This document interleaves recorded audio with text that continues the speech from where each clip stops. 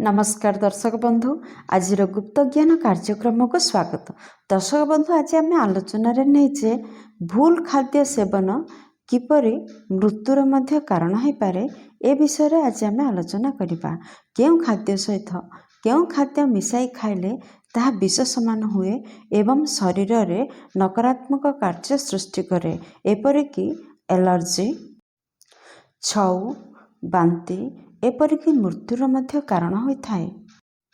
आज आम से कथा आलोचना करवा जहाँ को शुणिले आपण निज खाद्य थली को नुआ आखिरे देखिबे।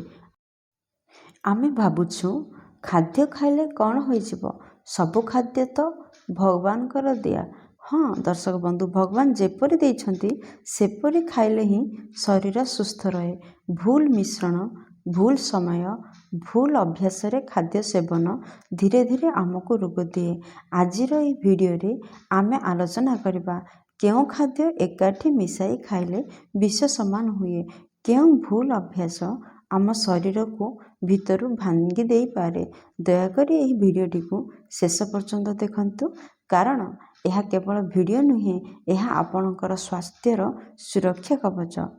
खाद्य मिश्रण कहले कौन प्रथम आम आलोचना करवा। दर्शक बंधु समस्त खाद्य एका साथी मिसई खाइबा ठीक नुहे। किछि खाद्यर स्वभाव गरम थाए किछि खाद्यर स्वभाव ठंडा थाए। जेतेबेले एमाने भूल भाव में मिशंती शरीर भितर विषक्रिया सृष्टि करती विभिन्न प्रकार रोग सृष्टि करती एवं शरीर असुस्थ हुए।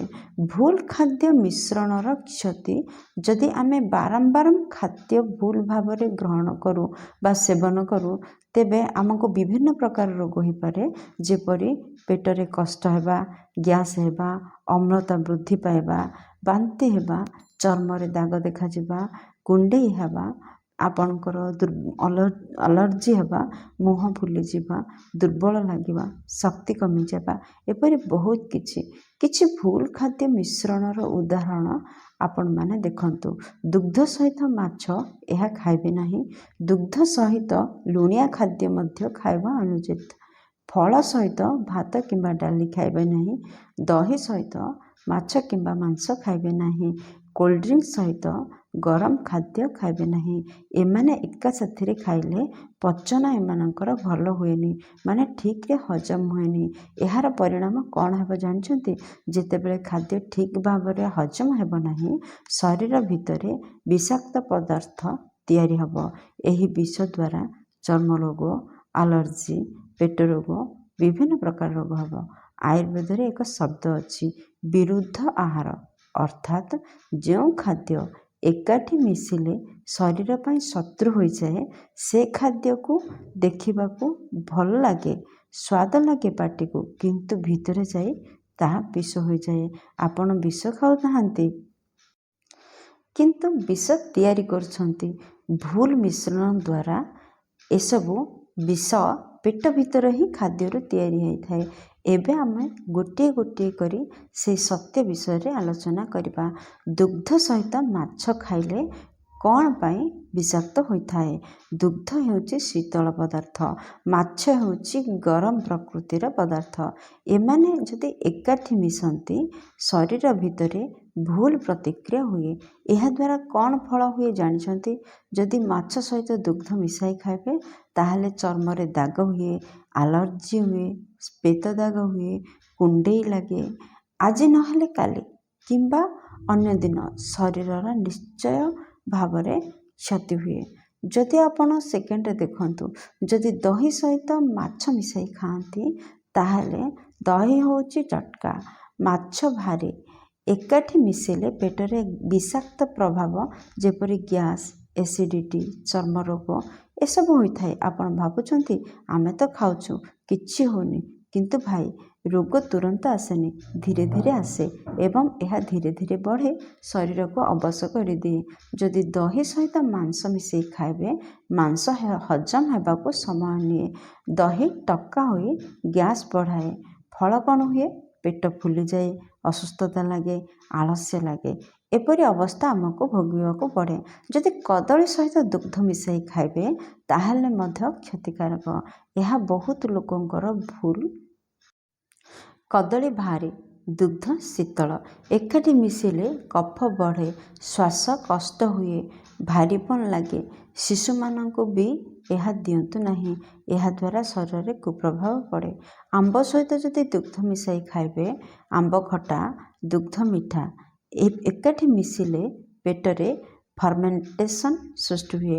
ଫଳରେ ବାନ୍ତି, ଡାଇରିଆ, ଫୁଡ୍ ପଏଜନିଂ ଏସବୁ ରୋଗର କାରଣ ହୁଏ।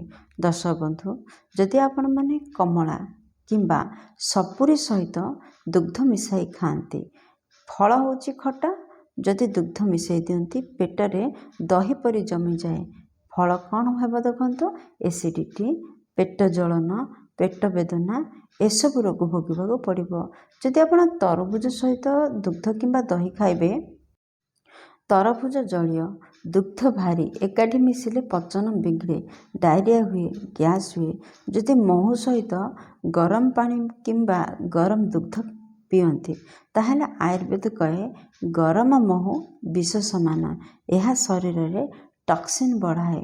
ମହୁ ସବୁବେଳେ ଗୁନଗୁନା କିମ୍ବା ଥଣ୍ଡା ପାଣିରେ ନିଅନ୍ତୁ, ଯାହାଫଳରେ ଶରୀରରେ ଶକ୍ତି ଆସେ, ବିଭିନ୍ନ ରୋଗ ମଧ୍ୟ ଭଲ ହୋଇଥାଏ।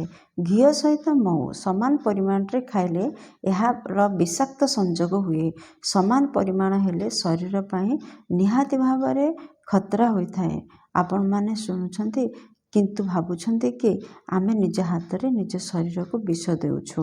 ନିହାତି ଭାବରେ ଯଦି ଏପରି ଭୁଲ ମିଶ୍ରଣ ଖାଦ୍ୟ ଖାଆନ୍ତି, ତାହେଲେ ଶରୀରରେ ଆମକୁ ଏହିପରି ରୋଗ ଭୋଗିବାକୁ ପଡ଼ିବେ।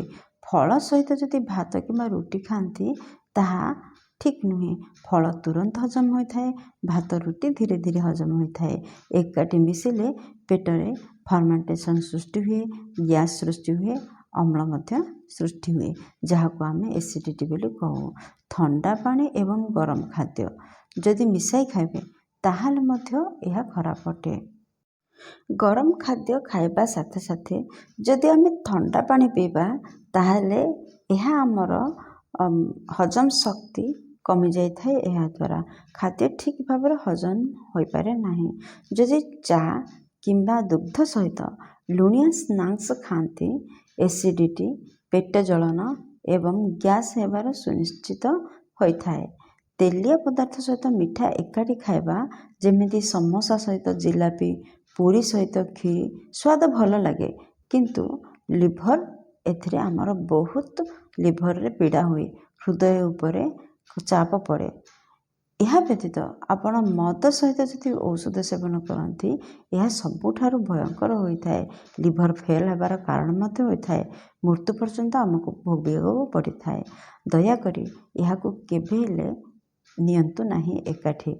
ପଚା ଖାଦ୍ୟ ଆଉ ତାଜା ଖାଦ୍ୟ, ବାସି ଓ ତାଜା ଖାଦ୍ୟ ମିଶାଇ ଖାଇଲେ ବ୍ୟାକ୍ଟେରିଆ, ଟକ୍ସିନ୍, ଫୁଡ୍ ପଏଜନିଂ ଏସବୁର କାରଣ ହୋଇଥାଏ।